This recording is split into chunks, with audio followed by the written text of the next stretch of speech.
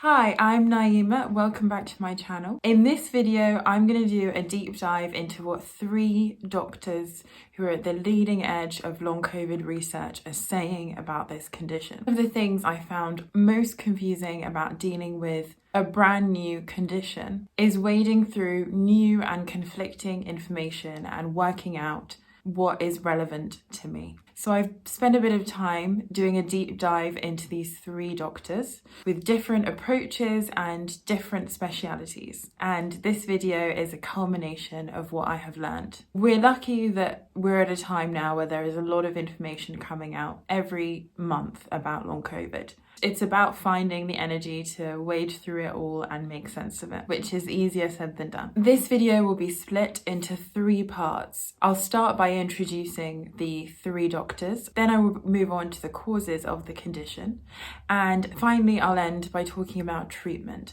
What can be done to manage or treat this condition? In each section, I will deal with each doctor in turn. None of what I say should be considered medical advice. I'm just someone who is interested in learning more about long COVID as new information emerges. Before we get into it, a huge thank you to all of the new subscribers and the new people that have been watching my channel this month. Welcome. And if you've been watching for a while or if you're new here, don't forget to like and subscribe. Let's introduce the 3 doctors under consideration. We have Dr. Akiko Iwazaki, a Sterling Professor of Immunobiology at Yale School of Medicine. Iwazaki has been at the forefront of work at Mount Sinai in the US on the immunological features of long COVID. I'll also be exploring Dr. Bruce Patterson. He is the CEO of InCellDX, a company dedicated to coming up with diagnostic and prognostic clinical patient information using technology. He's a former professor at Stanford School of Medicine. And last but not least, we have Dr. Boon Lim, who is a leading cardiologist based in London, who specializes in syncope and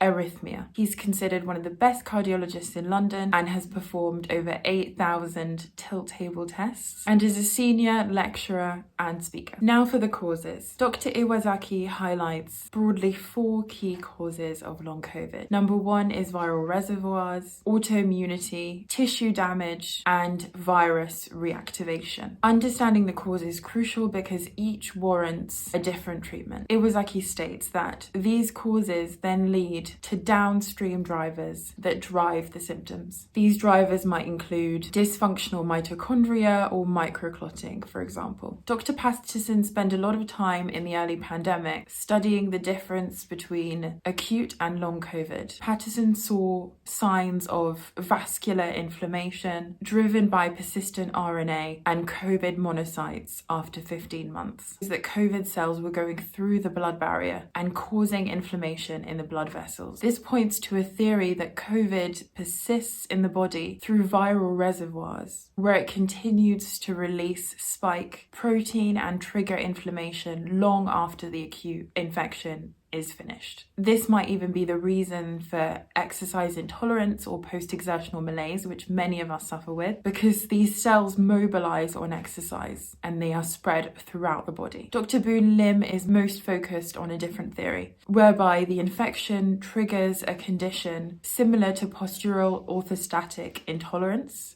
or POTS, which is a form of autonomic dysfunction. In most cases, POTS is triggered by a stressful event, in this case, a COVID infection. Dr. Lim is most concerned with patients whose symptoms exacerbate by standing upright and are relieved by lying down. A patient who has developed autonomic dysfunction after COVID may no longer be able to readily recover their blood pressure when standing up due to blood pooling in the lower limbs. And this means that the body is disproportionately in fight or flight mode, leading to adrenaline and cortisol, which increase the heart rate and squeeze the blood vessels to return blood to the heart. This can lead to a whole host of symptoms like dizziness, headaches, chest pains, palpitations, and lots more.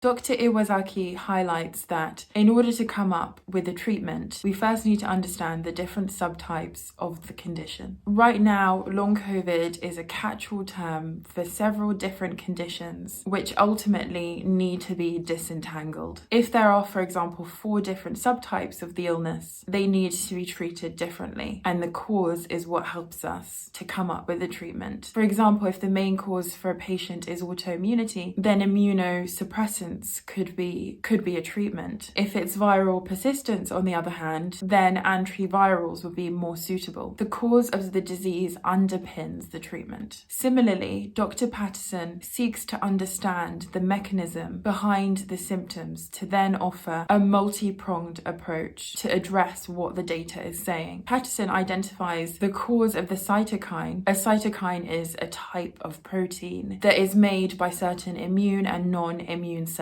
and has an effect on the immune system. Some cytokines stimulate the immune system and others slow it down. Patterson advocates for identifying drugs that can alter the cytokines that are causing the treatment. For example, for brain fog and tinnitus, Patterson advocates for maraviroc, which has been helpful, combined with ivermectin. Patterson often uses statins as well, which have typically been used to combat high levels of cholesterol. Ultimately, Patterson is motivated to stop the cause and find drug regimens that are changing the root cause of the symptoms. All of his therapies are directed towards removing the agent, and the goal is to expedite the elimination of the cells. Boone-Lim splits his approach between conservative treatments that don't require a doctor or external intervention and professional support, emphasizing that you should go for the conservative strategies first and then move on to medical intervention if needed. Among the conservative treatments are tools to improve circulation and target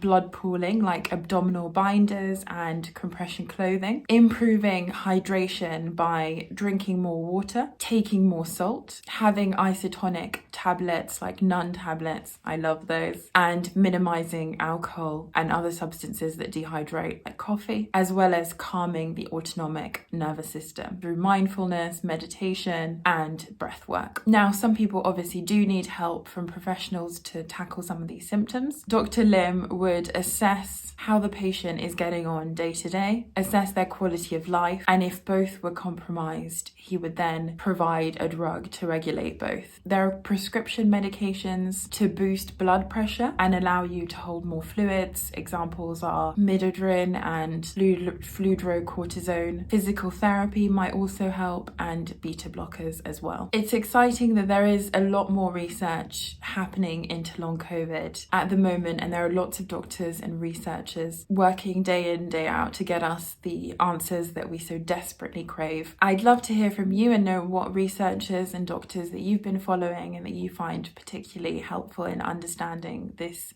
confusing condition. If you enjoyed this format, please let me know in the comments, and I can always do a part 2 and look at what some other doctors or researchers are saying. Thank you so much, and I'll see you in my next video.